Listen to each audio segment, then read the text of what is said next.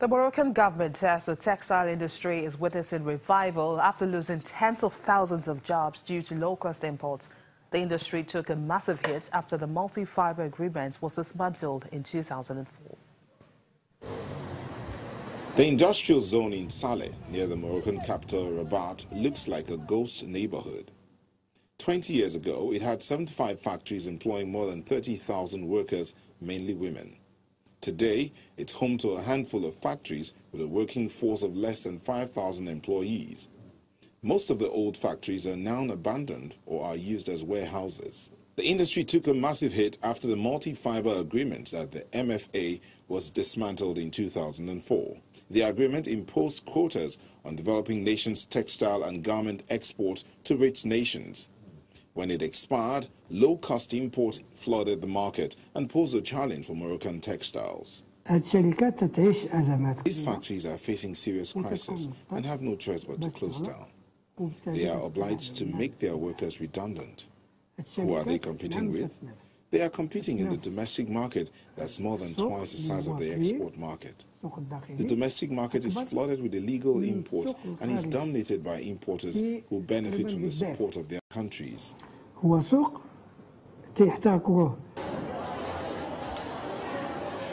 The chairman of the Moroccan Association of Carpet Producers and Exporters, Mohamed Saïri, also says imitations from Asia are posing a threat to the industry.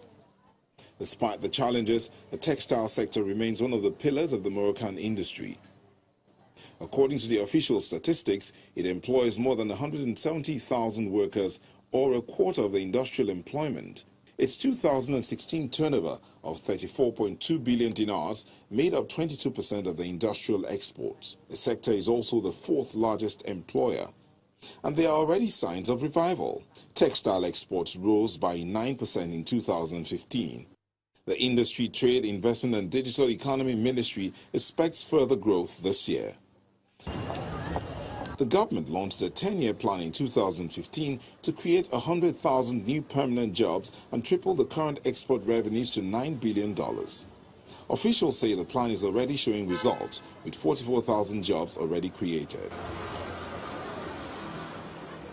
Now, recently, the government of Zimbabwe placed a ban on fruit and vegetable imports to preserve dwindling money reserves and raising fears of food shortages. The order follows a ban on maize imports in June. Well, this has generated mixed reaction among citizens, as most of the supply of groceries in the capital, Harare, come from neighboring South Africa.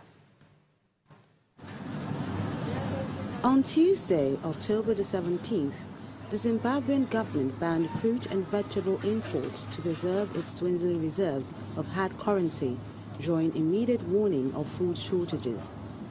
The order, which followed the ban on maize imports in June, alarmed retailers and street traders in the capital, Harare, who get much of their produce from neighboring South Africa. The shutdown, which Agricultural Minister Mr. Joseph Madej said was immediate, underlined the scale of the economic crisis in what was once one of Southern Africa's agricultural heartlands in the build-up to the election next year.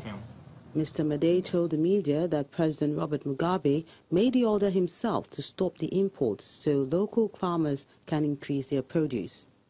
That was supposed to help local industry recapacitate, you see, but the local industry is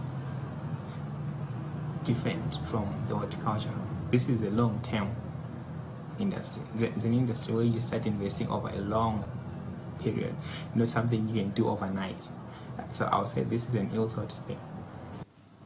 According to the National Statistics Agency, ZIMSAT, the country spent more than $80 million on fruit and vegetable imports last year. Many doubt Zimbabwe would be able to satisfy local demand by itself. But for street hawker Kennedy Makoni, the ban doesn't look good for his business. Inotikanganisa my fruits edu my apples because my apple atinotengesa izo ndeye South Africa kureva kuti my apple mazhinji emuno mutori mamaiva but it's not quality than e South Africa ndo my apple anodiwa navanhu vazhinji saka zvinogona kuaffect our business edu. The country dumped its currency for the US dollar in 2009 because it was affected by hyperinflation, but it's now running short of the currency. The latest currency crisis is blamed on low export earnings, high government domestic debt borrowing that has increased money supply, not matched by dollar inflows, and government spending, 90% of which goes to salaries. Commercial agriculture has not recovered from the plunge it took in 2000 when Mugabe seized land from the white farmers. And back here in Nigeria, the Minister of Agriculture, Aldo Ogbe, and the National Coordinator of the International Fund for Agricultural Development, Mr. Emil Noja, have met with farmers in Benue State, where they announced an increase in the quantity of paddy rice produced in the state from 2.5 tons last year to 4.5 tons per hectare.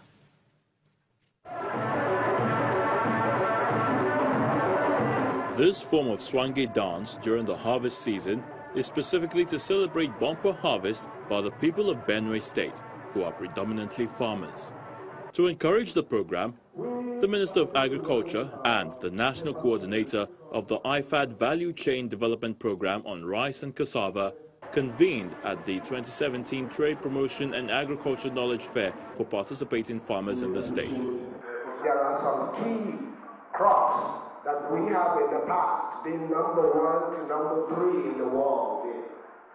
Normally, things like cocoa, palm oil, and currently we're doing well in cashew, sesame seeds, and etc. Ginger stand to give us great potential in the export market and to revive building our capacity in annual foreign exchange. Although the new areas beside rice and cassava will require funding, the Benue State government is pledging additional funding for 2017 to help sustain the program. The state is doing everything possible to ensure that the 2017 counterpart fund contribution of 94,800,000 naira only is paid off within the shortest possible time. We are prepared to do all this and more because we are already hearing good testimonies and seeing good results from the activities of IFAD Rice and Cassava Value Chain Development Program in the state. To underscore the success of the program, the Minister and representative of Governor Samuel Ortom inspect processed foods from the IFAD VCDP project. The Benue State government and IFAD team then released the statistics of increase in crop production and harvest.